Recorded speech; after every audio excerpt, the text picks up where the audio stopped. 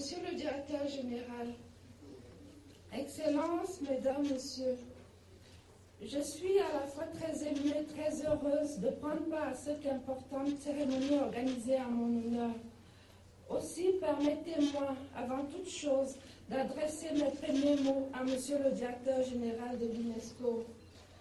Monsieur le directeur général, je tiens à vous remercier du fond du cœur et à vous exprimer toute ma gratitude pour le grand honneur que vous me faites aujourd'hui, comme pour toutes les marques d'estime que l'UNESCO n'a cessé de me témoigner. Je me souviens encore du message de soutien que vous m'avez bien voulu m'adresser à l'occasion de l'inauguration du Centre de recherche international sur le sida de Yaoundé.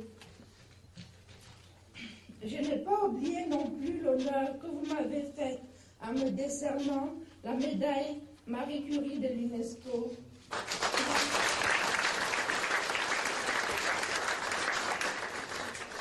Aujourd'hui, en cette circonstance solennelle, vous avez décidé de m'honorer une fois de plus en me nommant ambassadrice de bonne volonté de l'UNESCO.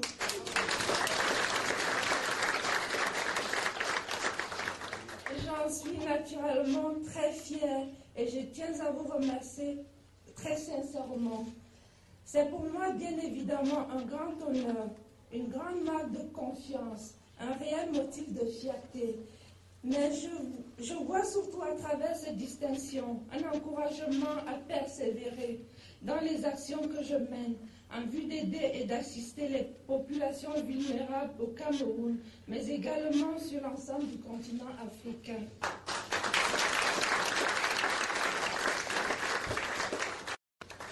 J'ai donc pleinement conscience de la lourde responsabilité qui m'incombe.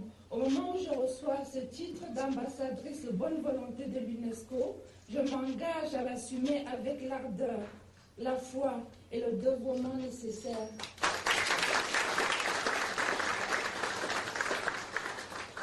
Monsieur le directeur général, Excellences, Mesdames, Messieurs, comment ne pas être fier de représenter l'UNESCO au regard des nobles objectifs qui lui sont assignés?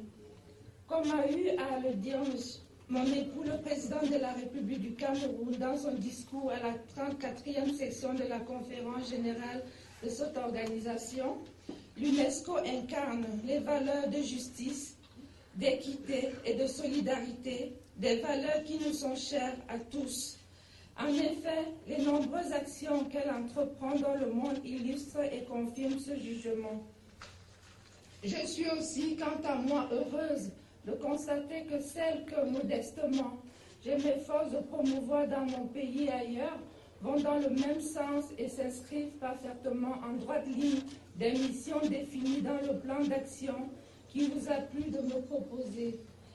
Il en est ainsi de la fondation baptisée Chantal Biya, comme de l'organisation Synergies africaines née à Yaoundé et qui regroupe les premières dames d'Afrique.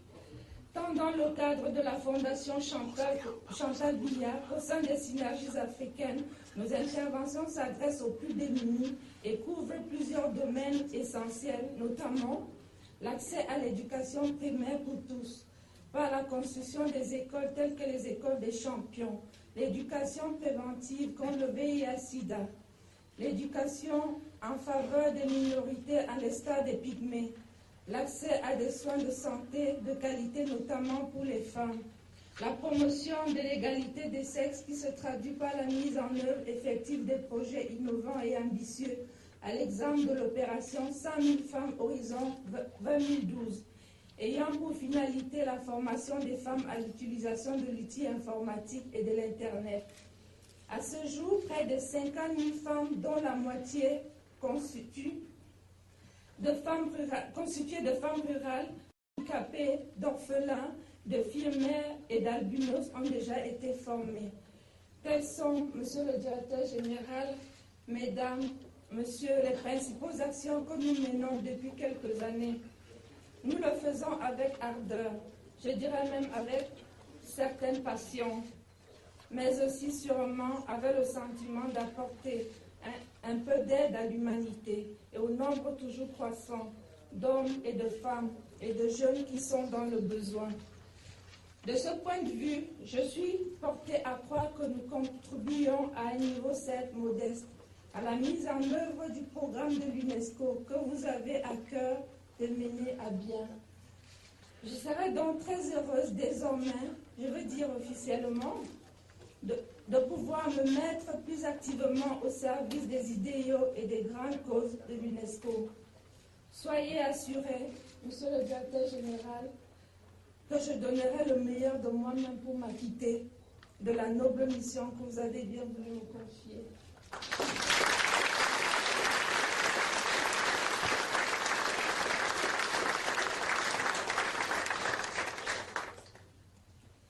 Monsieur le Directeur,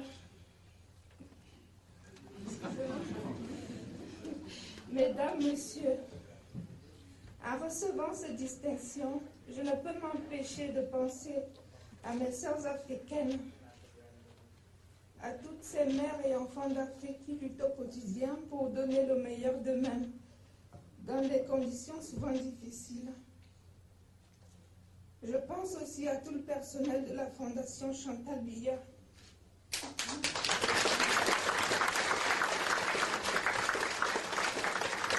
de Synergie africaine, à toutes les femmes du Cercle des Amis du Cameroun.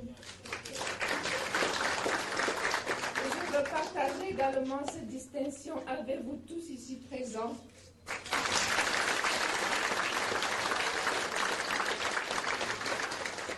Sans oublier tous ceux qui sont de près ou de loin, m'ont toujours soutenu dans ce noble combat et leur dire que plus que jamais, je serai leur ambassadrice dans la solidarité et le partage.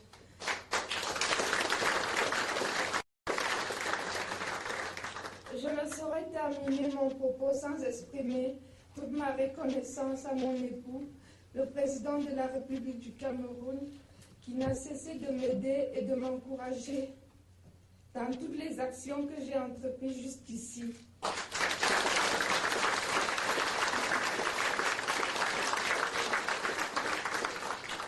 Il est certain que ces actions bienfaisantes n'auraient pas pu voir le jour sans son attention constante, sans son implication personnelle, sans son soutien affectueux et bienveillant.